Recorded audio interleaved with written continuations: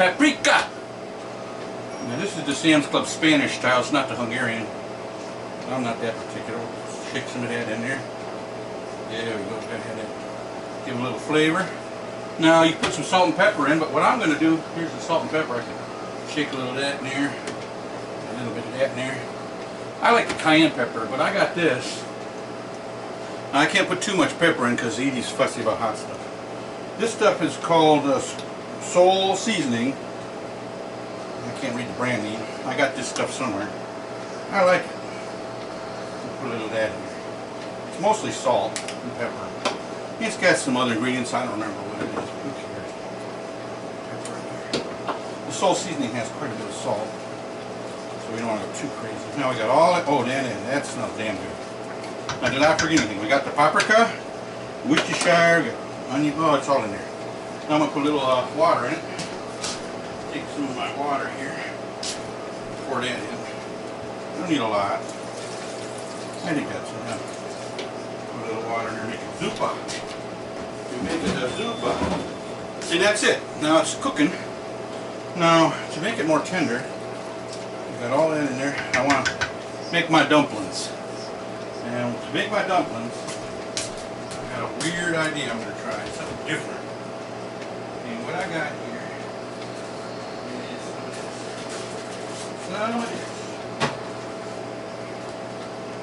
Dumplings, like I said, is just basically flour and egg. Not much else. Well, this is a little more, this is Pillsbury biscuits.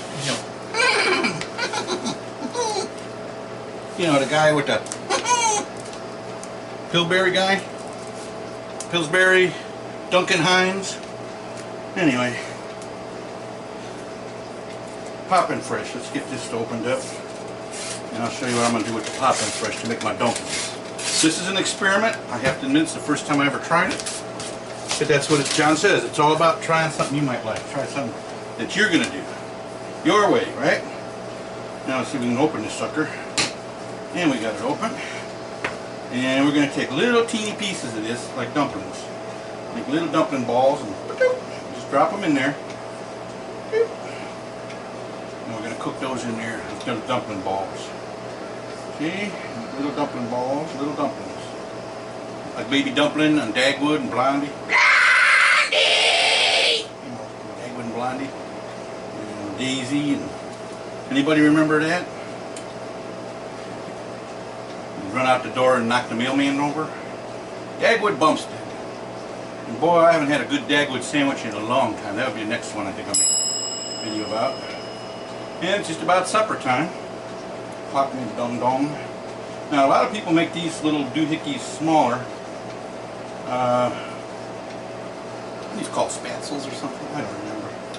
There's different names in different languages. The Polish have a name for them, and the Hungarians have their names, and the Germans have their names for their dumplings.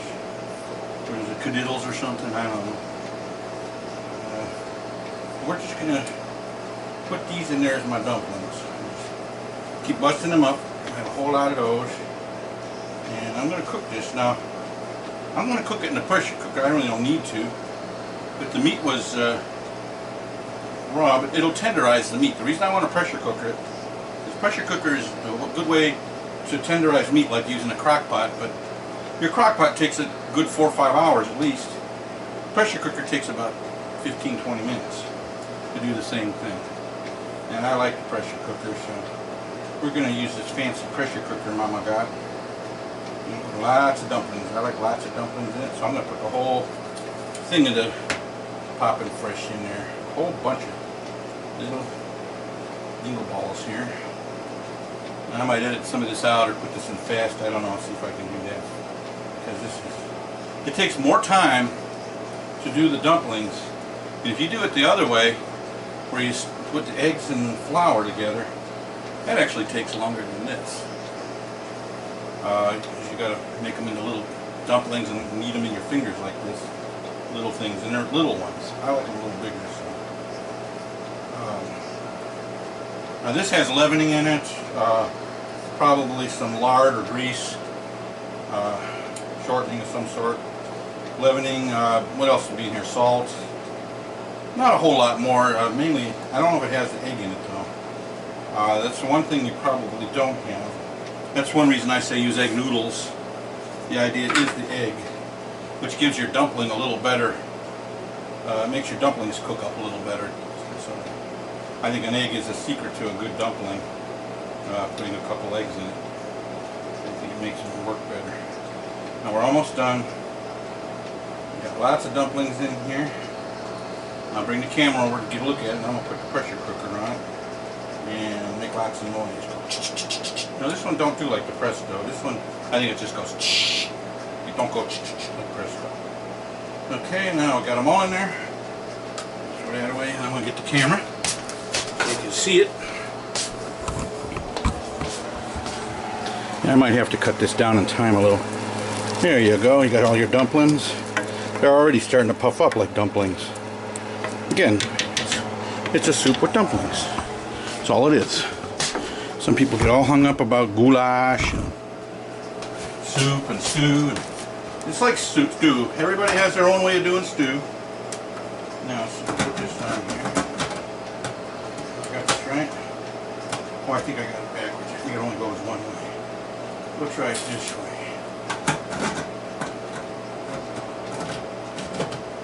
Put it on tight. There we go.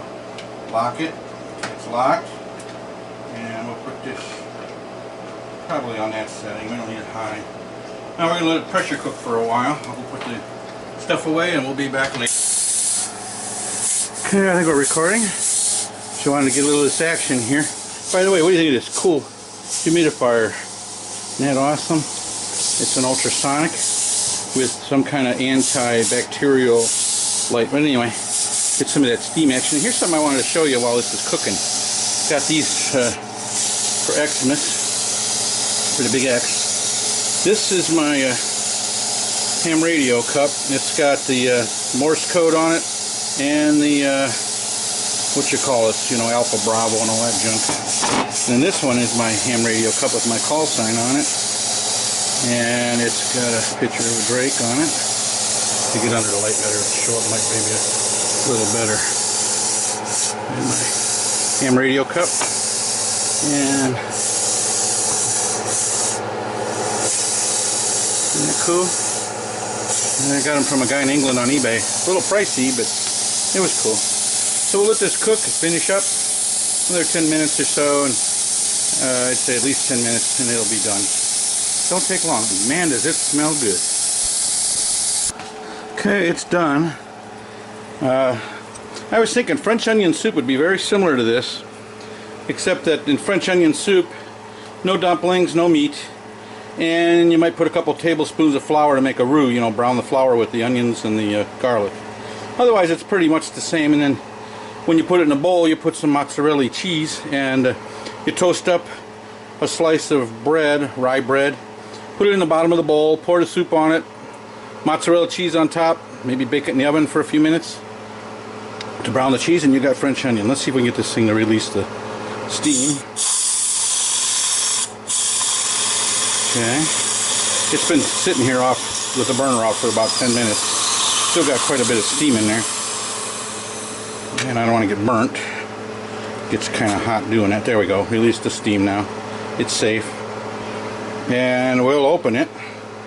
Let that settle down a little bit. And oh, that's hot. I don't want to burn myself.